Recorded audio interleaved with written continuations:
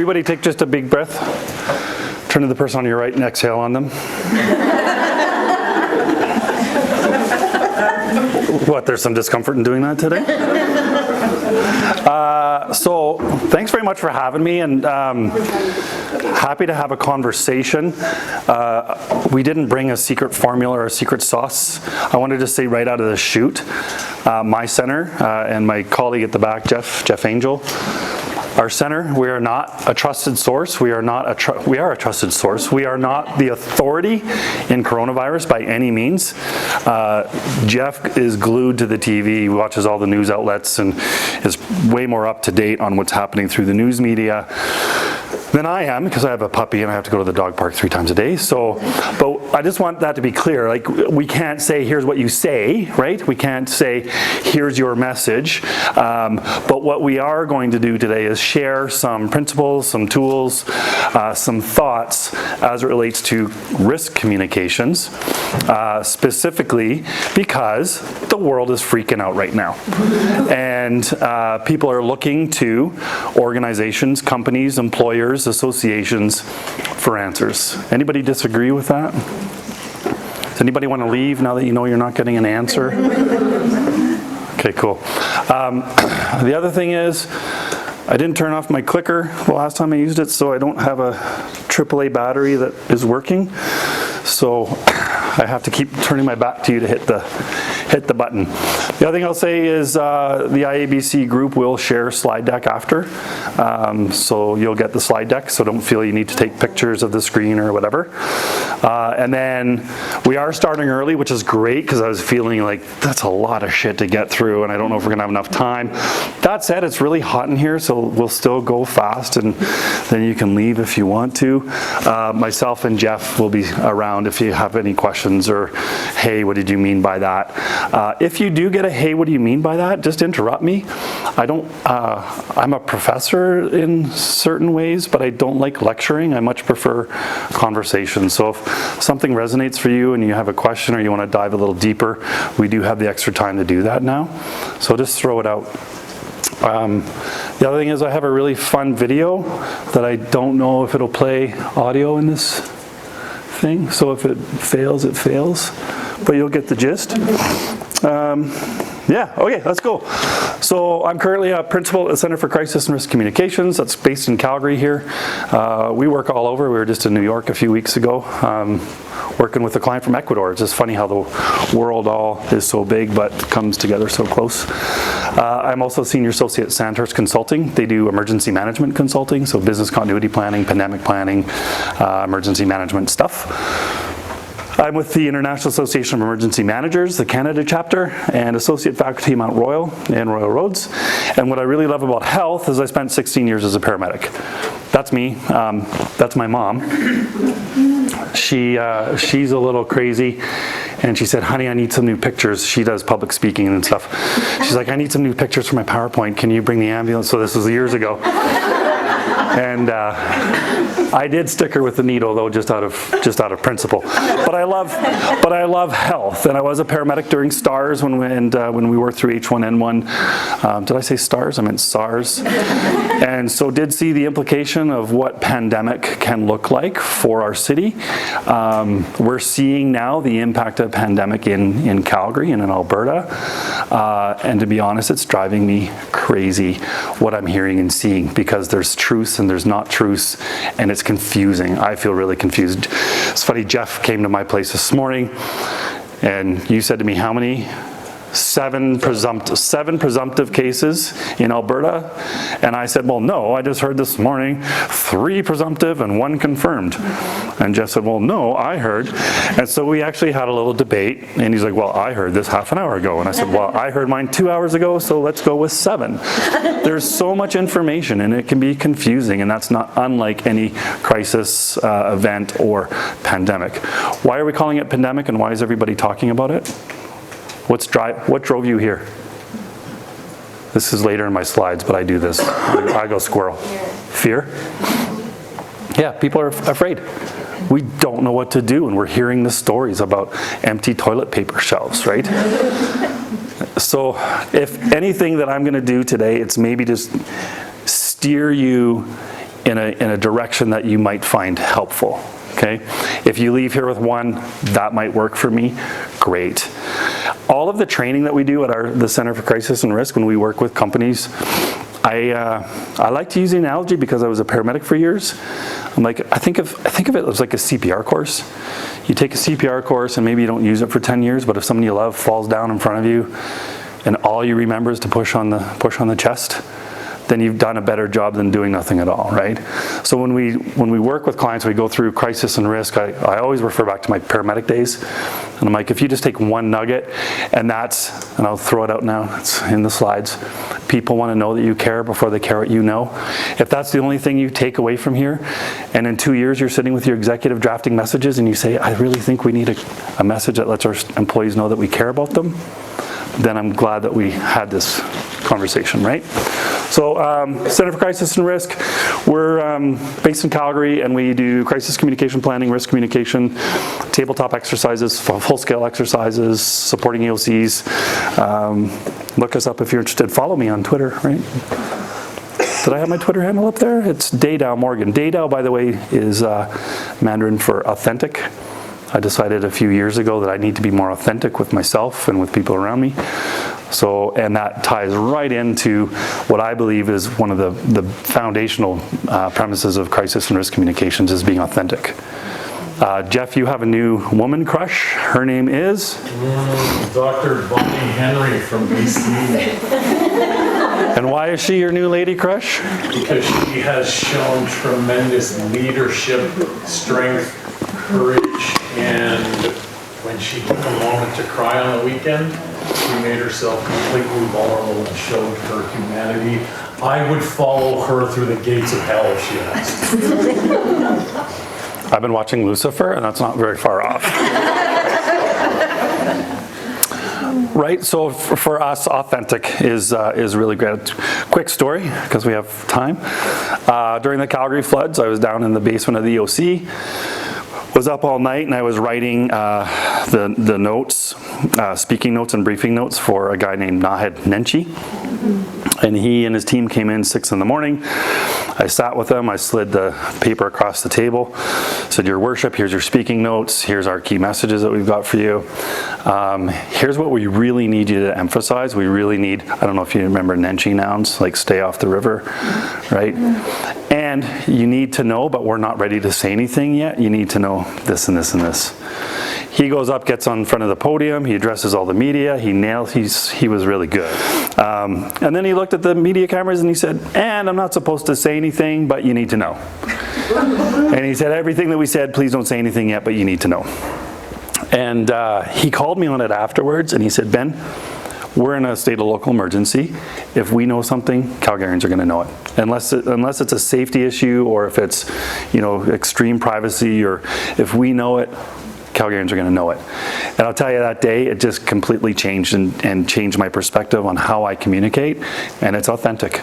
And especially in today's world, when you're so connected, if you're not authentic, somebody's going to know and they're going to call you out on it. It's going to come out eventually. Why are we here? Somebody drove from Banff, I think. Hi, welcome. Thanks for driving. Thanks. Glad the highways were good. They were? So why are you here? You came from Banff to see her because it's been so long you live in Banff and you feel so disconnected from your IABC friends. Absolutely. Okay, that's one good reason. Preparedness. Preparedness, okay. Do you know that right now in Calgary, organizations, companies are standing up their EOCs, their emergency operations centers, in response to COVID? They're standing up operations and running 24/7. Why? Because it's starting to impact their business, starting to impact their bottom line. Anybody notice the stock prices this morning? See where the oil price is going? People are starting to freak out, right? The sweetener that makes Diet Coke isn't coming anymore. So if you're a Diet Coke fan, find another soft drink because you're not going to be able to get it soon, right? It better. I was saying to Jeff on the way down here, when I was in Nepal, there was no such thing as toilet paper. It was a bucket. Right hand is for, left hand is for food. Right hand is for, the bucket of water. To which I said, ew. Mm-hmm. So we're here. So preparedness is great. Honestly, if you're not prepared already and you're not already in motion, you know, some might say you're too little, too late. But I say, hey, anything is better than nothing. And if you're not going already, you can expect that you'll be going soon. If you don't have a business continuity plan or a pandemic plan, you know, now is maybe the time to push your executive to start one.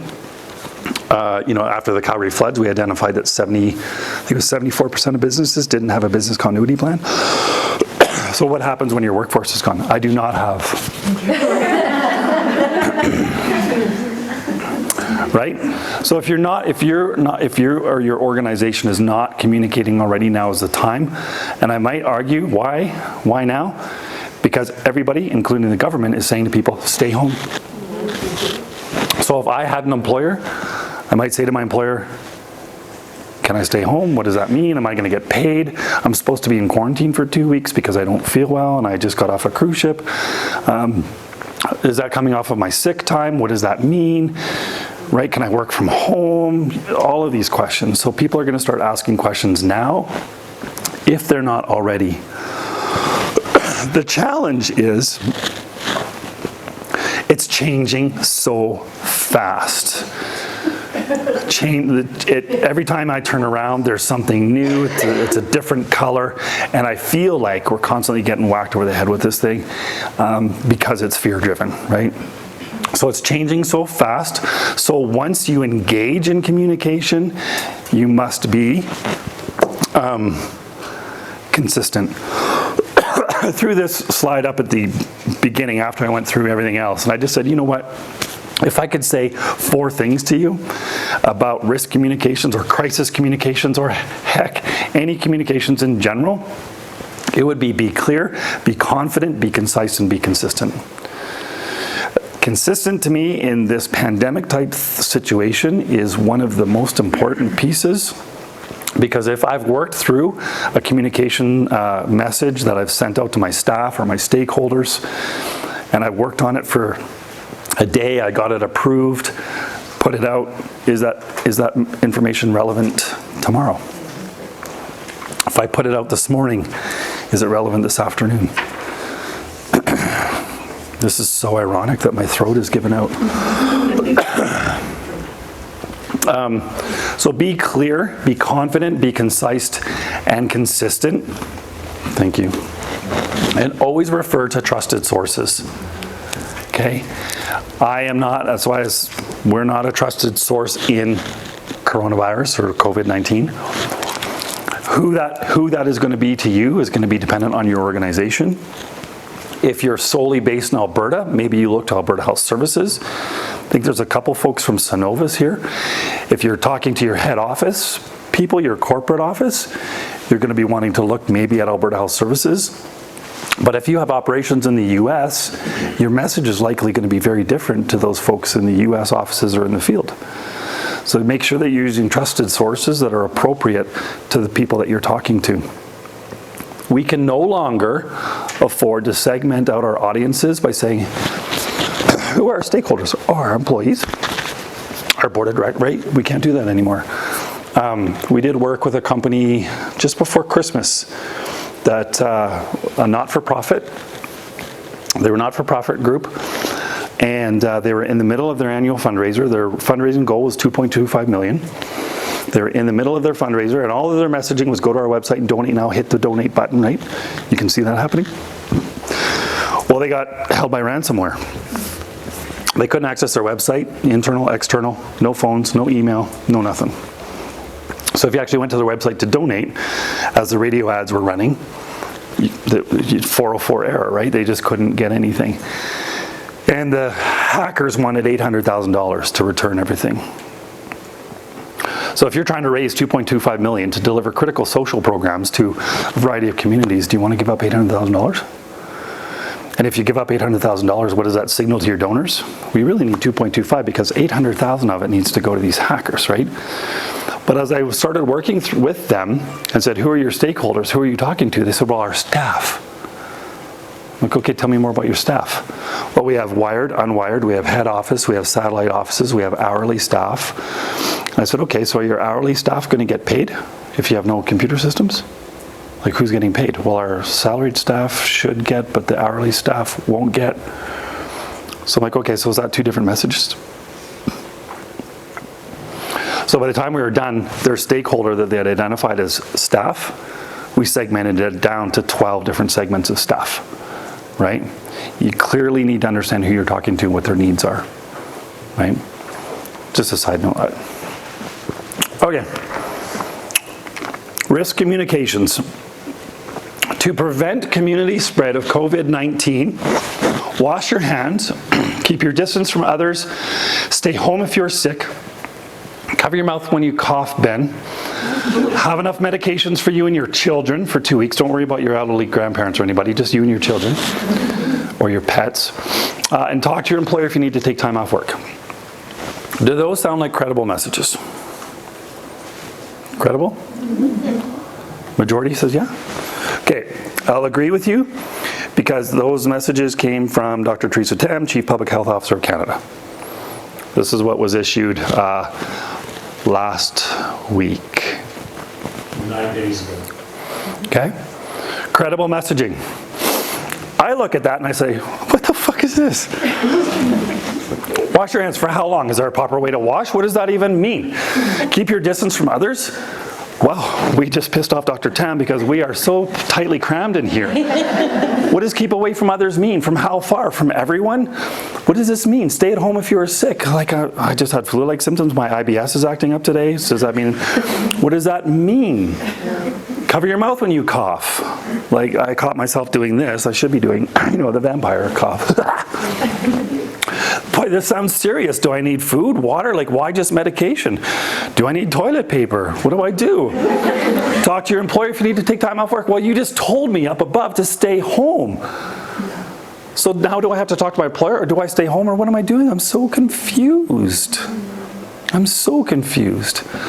And so when I was looking through this, I was just asking myself the question, like, if I'm going to be providing information, I need to make it clear, concise, right? I need to provide accurate and what's relevant to my audience, okay? I'm just trying to make a point here. If you get it, great. If you don't get it, then ask for your money back. But okay, crisis and risk communications, if done effectively, can provide people a sense of hope, self and community efficacy, safety, common connectedness. In absence of, what are we left with? Fear, nervousness, right? Confusion. When we talk about risk, there's a level of risk that is different for everybody in this room and an acceptable difference of risk to every organization. So depending on what your organization's acceptability of risk is, will influence your risk communications and the policies that are being changed. Where the challenge or the rub or the bump comes into place is where the organizational acceptable risk rubs up against your employees or your stakeholders' acceptable level of risk, right? And that's where the communication will help, okay? This is Jeff and I bantering in the car one day. Telling people not to worry is not helping. I don't know, when you first heard about this coming out, I don't know how long, 3 months, and then it started to increase and people are like, don't worry, don't worry, don't worry, right? Telling people not to worry is not helping. When the President of the United States says, you are probably not going to die, that is not helpful, right? Telling people that there is a pretty low chance of contracting the virus is not helpful. What is an acceptable level of risk for you to contract the virus? If you were coming to this event, there's 50 people in here. If I said there's 1 in 50 chance, you're going to come to this event, and there's a 1 in 50 chance that you'll get the virus while you're here, would you come? No. If I said there's a 1 in 100 chance, would you have come? 1 in 1 million chances that you would contract the virus by being here today. And then I stood up and started coughing. Right? So there's an acceptable level of risk, but telling people it's a pretty low chance.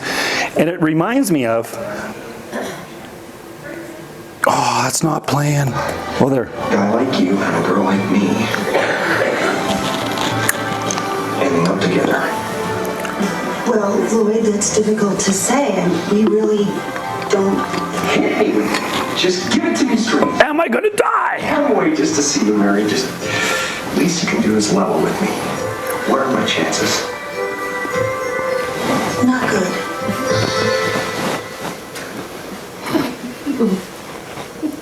You mean not good like 1 out of 100? I'd say more like 1 out of 1,000,000.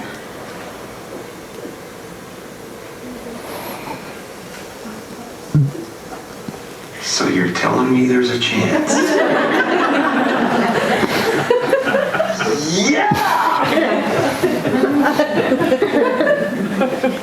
You get the point, right? I love that show. Okay, the research and science behind risk and crisis communications. As communicators, I just want you to know that risk and crisis communications is a science-based discipline. Science for about 30 years, when it actually started being looked at, there was some philosophy and some ideas that were tossed around before that. But about 30 years ago, it started to hit science and research. We work with, he's a senior advisor to we have an advisory board. Very fortunate, very humbling to get to work with Dr. Cavello. Don't know if you know the name Cavello, but in crisis and risk communications, you either follow Cavello or Sandman. Those are kind of like the two, I call them founding fathers of this profession. We're attached to Cavello.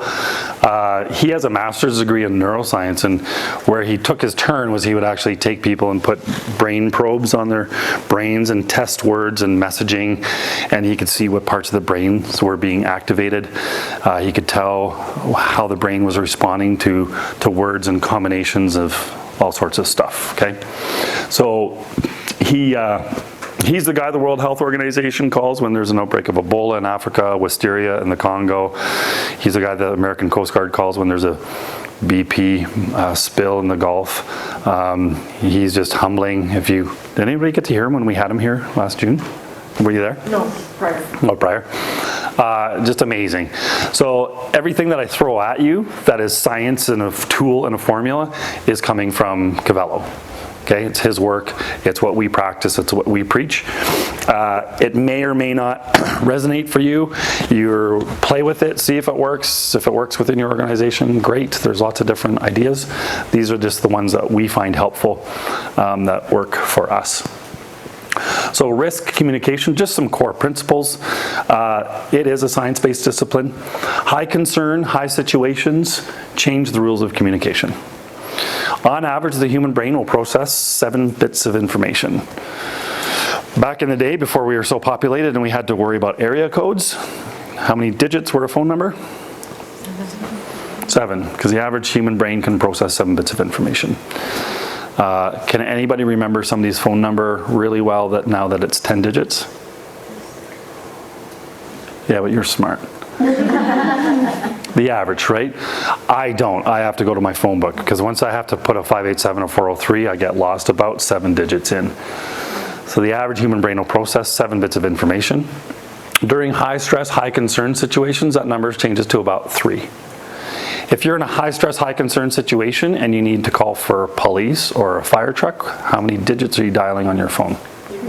3. Because the average human brain will process and be able to remember 3 bits of information when you're in a high stress, high concern situation. The key to risk communications, and I use risk and crisis interchangeably. I like to think of risk communications ahead of a crisis, and crisis kind of, we've got a risk and here it is and we're dealing with it now. The key to risk and crisis communications success is anticipation, preparation, practice. So we have to anticipate. Okay, we have to prepare, so we have a plan, and we take that plan and we practice it. That's the key. In crisis, the other key is that most of the questions that you're going to get from journalists during crisis events can be predicted in advance. 77 commonly asked questions by journalists in events. When people are concerned or upset, would you agree that people are concerned and upset today? I would agree. That's either concern or upset or both, I don't know. But when people are concerned or upset, they will have difficulty hearing and remembering information. They will focus most on what they hear first. Is that people who are concerned or upset want to know that you care before they care what you know. I don't know if you noticed during the floods, the first media briefing in the morning, who was the first person in front of the news in the morning? Nenshi. Who came after Nenshi for the 12 o'clock briefing? Some guy we forget. Director Burrell was Burrell at the time, right? But we put the mayor up because the mayor had a very empathetic message. He would say, I was in the community last night, I saw the people, I talked with you, and his message was very caring. We hear you, we understand this is a difficult time. Then we would bring the director of emergency management up that would say, this percentage of the power grid is still left energized, this is what we're dealing with now, and that was all the information. People want to know that you care before they give a shit what you know.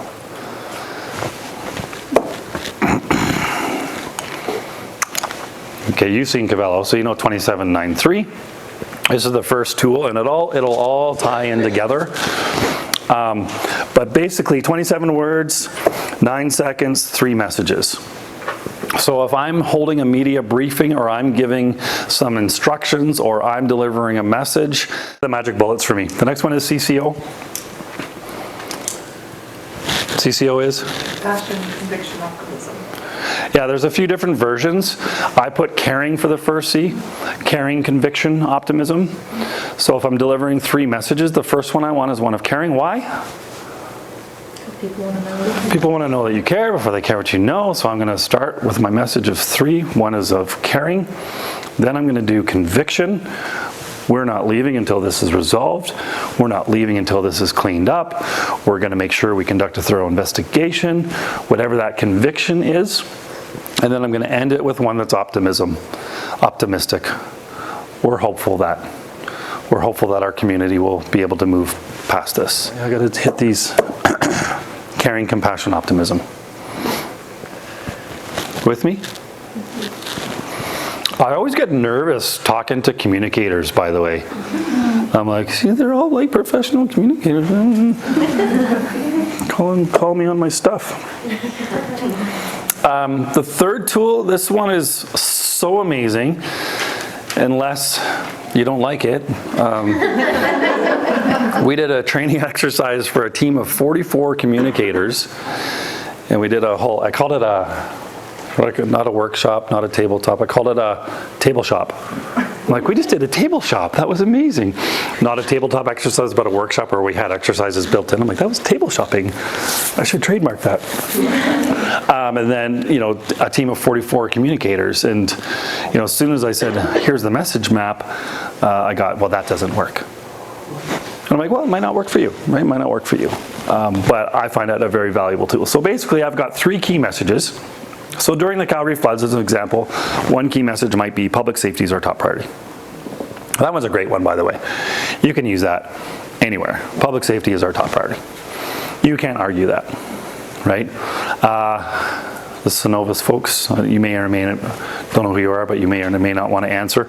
But during the flood, I think it was Encana, was losing something like $8 million a day when downtown was closed. Something like that. And so I could be the mayor and I could stand in front of the media and the media could say, Mayor, you've got downtown closed and Encana's losing $8 million a day. How can you justify keeping downtown closed? And so I just say, well, I can't speak to Encana's financial situation, but what I can tell you is, folks, we're under a state of local emergency.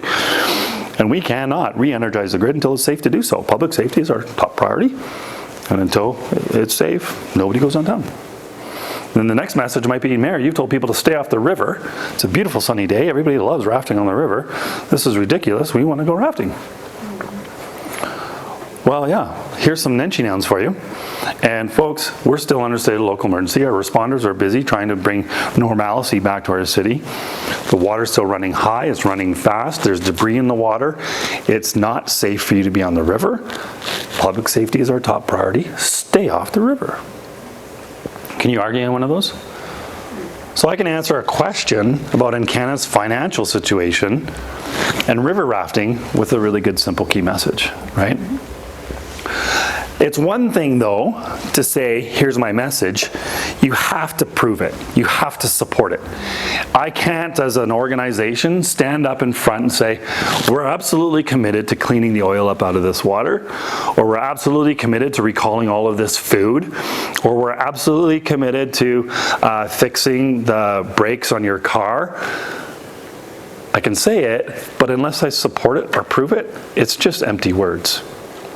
Public safety is our top priority. Folks, we take this so seriously. We have 120 police officers from the city of Edmonton that have come down to help us through this incident. In fact, we take this so seriously, we have, I forget what the number was, 88 firefighters from the city of Vancouver. We have Canada Task Force that has been deployed to our city to help us. And we take public safety so seriously. We have the military that's come in to help us, repair our critical infrastructure. That kind of just, right? Boeing, we take this very seriously. Well, we don't, but we take this very seriously. We've contracted a third-party investigator, right? We've taken the jets offline. You have to support it. So your key messages, 3 of them, one is caring, one is compassion, one is optimism, where it fits, and then it has to be supported, right? And the message map is just a great visual when you're keying up a spokesperson to say, here's your messages and here's what we're doing about it. Message map does not replace your speaking points and the narrative, right? It's just your one-stop shop. And I just played with it a little bit. I thought, oh, okay, if we're talking COVID-19 and we're developing messages for our CEO maybe our CEO is gonna hold a town hall or something, what might a message map look like? That's as far as I got because dog had to go to the park. The wellness of our employees is a top priority. It is. And it's kind of caring, right? It's kind of got a caring tone to it. Our employees and making sure you're well is our top priority. Okay, what have you done about it? We've made changes to our sick time policy. We've posted effective hand washing instructions, whatever it is. I can't, it's a general room, so I can't speak specifically to your organizations, but you can see how that message map might start to flow out, right? And it's going to be different depending on whether you're talking to employees or stakeholders. And then what I might do, this one here, we've made changes to our sick time policy. I might take that and then create a whole nother message map based off sick time policy, right? So I would have another map that says sick time policy. Here's 3 things you need to know about that. The 3 things that you need to know about that are supported by these 3 facts. You get where I'm going with that? It's like and if you want to play with it a little bit or you're curious about it, just go to Google and write in Dr. Vincent Cavello message map, type in any health condition, and there's tons of them. The other fun tool, I don't know if you've seen this one, I use this one a lot during the floods and during the Fort McMurray fire. And again, to me, it's just a way of organizing information and organizing thoughts. I call it the 4 box. What we know, what we don't know, what we're doing about it, and a rumor busting. Might not have every box filled, but when I'm sitting down and going through, it just helps me organize the information that I've got into what we absolutely know. There's still some questions we have. We don't know how long this is going to go on for. We don't know how long you're going to be in quarantine. We don't know how long. We don't know how long we're not going to be able to get the sweetener to make Diet Coke. What we do know, we're not getting the sweetener for Diet Coke. It means we're going to have to stop Diet Coke production. What we're doing about it, we're trying to make a new formula. We're going to call it New Diet Coke Now. What we don't know, if people are going to like new Diet Coke, right? It's just a way to help organize the information, and then that gets transferred into speaking notes or message mapping or whatever. I think I started out, time to communicate is now. We're all communicators, we want to communicate now. I don't know if we ever like, maybe we shouldn't communicate now because I've got lunch. Time to communicate is now. Everybody's talking about it. I feel very conflicted when I turn on my social stuff right now because it's COVID. and then something else that's not COVID. I'm like, I don't know if I'm happy to see that or confused. Like, should you be talking about that right now? And I don't know. Right, but it's time because everybody's talking, and especially the messages that are coming out to me as an organization right now. If I'm in an industry that's being affected, tourism, travel, oil and gas, manufacturing, if I know, like I heard the news about the stock prices and the projected oil prices, and I'm like, oh God, here we go with more layoffs. So if I'm an employee and I'm hearing all the chatter out there, I want to know that my employer cares about me, right? I'm already bracing. I'm already in that place of anxiety. I want to know that they care about me, right? So start now if you're not already, and position yourself as not the authority, but as somebody who cares about you, as an employee or as a stakeholder. And it's happening already. I know. Jeff tells me all the time, quit taking pictures when you're in the bathroom. But I was in the bathroom at an office tower in town, and this was on the back of the stall. I'm like, okay, here we go, right? Let's start going. People are starting to talk about it. The World Health Organization, by the way, is where I like to go for verified information, because to me, it's kind of like it goes World Health Organization, and then it gets handed down to like federal governments, and then it goes from federal governments to provincial. But just our scope of work, I like to go to WHO. And I saw, like, I think it was last night, they finally had here's hand washing instructions. Not only did they have here's hand washing instructions, but they had here's hand sanitizing instructions. So if you're just using the sanitizer, here's how to I've never seen that before. I've never seen here's how properly to apply hand sanitizer. I've seen the hand washing thing tons, but the hand sanitizer was new for me.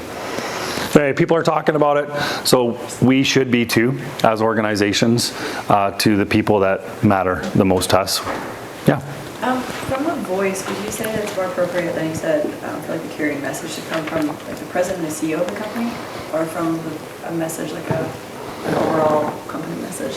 So to me, on the internet or? Yeah, so to me, it completely depends on the culture of your organization, right? What do people expect from you? What do they expect from the organization? Would it be something typical to come from the CEO, or is it something that would typically come from HR and from the health and safety people? So to me, it would be whatever's typical for your culture, your organization. Jeff, any thoughts? I would say typically a message from the CEO carries more weight, but to Ben's point, you don't want the CEO to become the chief communicator on coronavirus in your organization. So I would measure that, I would balance that out. The other thing I would say is if your CEO, and I believe it is okay to give instructions on how to take care of yourself, cite where they came from, so that the CEO is not positioning herself or himself as the health expert, because they're likely not. Right? Then we were talking about, Ben was listening to the radio, and a lady called up and said, I'm a nurse, and then proceeded to... Oh, it drives me crazy. 97.7 yesterday, they were talking about the toilet paper rationing, or is that today? That was yesterday. Was that yesterday? Yeah. Okay, and this lady phoned in. I'm a nurse. Did you hear it? Yeah. And so they gave her airtime, and then she hung up or whatever, and the radio host said, well, there you have it, folks, right from a medical professional. And I went, no, please don't do that. I'm a nurse. All respect to nurses, right? Paramedic boy, but LPNs call themselves nurses when they're LPNs, which is just a different level of training. I'm an LPN at a foot clinic, and I'm calling into the radio to give the world corona advice, right? So like there's so many different experts. Oh, and then 97.7 today, did you hear what they did this morning? I didn't. Oh, it's a game that we're giving away a corona self-care isolation kit. Yeah, and you could win 30 rolls of toilet paper, some hand wipes, some sanitizer. And I was just like, oh my God. I put this picture in here. For most of my PR career, there's been this expression, stay in your lane. When I was the spokesperson for the paramedic service, we actually had to have a written agreement between the paramedic service, the fire service, and the police service. Because the fire PI, we always fought, right, for airtime and like who was the person that should be speaking to it. So we always fought and drifted into each other's lanes. And so we had to actually have an agreement. You don't talk about my stuff, I won't talk about your stuff. Stay in your lane. And that means you are not, unless you're working for Alberta Health or anything, unless you're with a health authority, you're not a health authority. So stay in your lane. Talk about what the changes are, the impacts to your company are, what you're doing about it, you know, and then reshare, stay in your lane.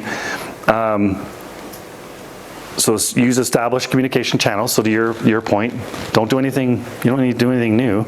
Staff are used to getting emails, or used to your intranet, whatever it is. Use your channels. Collaborate with appropriate business units. So if you're comms, maybe you need to work with HR, you need to work with legal, or whoever you need to work with. And then I would say interject that by sharing credible sources and what credible means to you. Right? And again, that kind of comes for me like jurisdictional health agencies. So are you Alberta based? Are you Calgary based? Do you have operations in the US? Do you have operations overseas? What is the jurisdictional authority for you? And then inject it with your organization specific messages, right? This policy, this change, this is what you can expect, this is our impact, this is what we're doing about it, etc.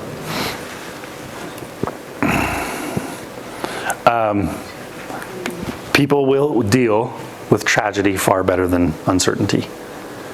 And if I'm uncertain about whether I should be going to work, if I'm going to get, you know, if you got hourly staff and I'm being told to go home because I'm sick, well, I got bills to pay. So am I going to be forthcoming and maybe tell my supervisor that, you know, I think I might have been in contact with somebody, you know?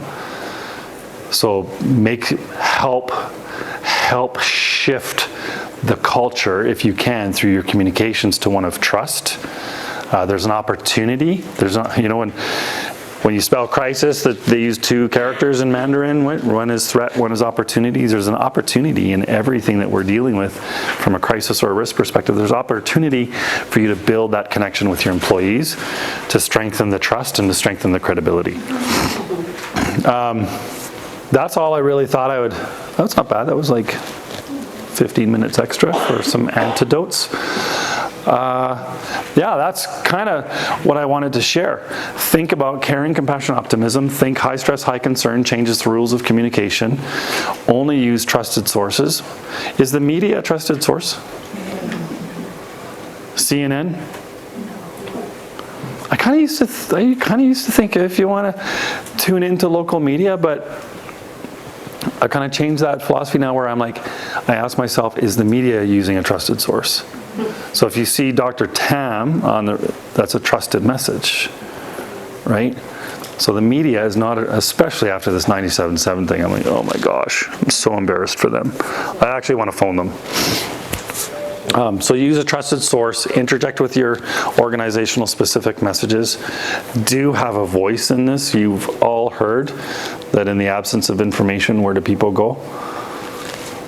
They're going to get information from somewhere else. If your organization is not communicating, they're asking other staff and they're making stuff up. So they need to hear your voice as an organization.